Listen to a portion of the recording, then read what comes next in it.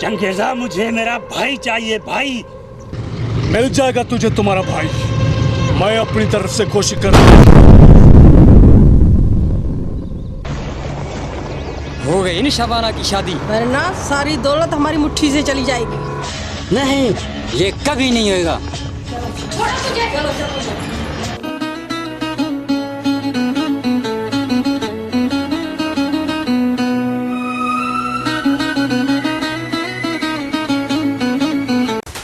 अच्छा, मैं समझा मुझे दुबई जंजीरानी भाई गाना लेने आया। अरे बकवास मत करो भाई, अब इससे डरो, अब ये पागल हो चुकी है।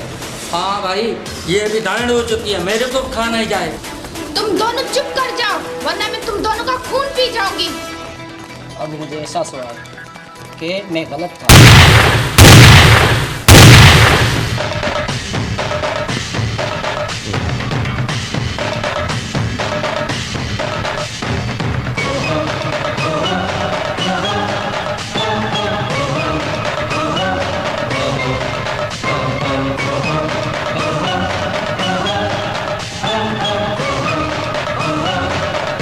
उसके इस्तिकबाल में कोई भी कमी नहीं होगी।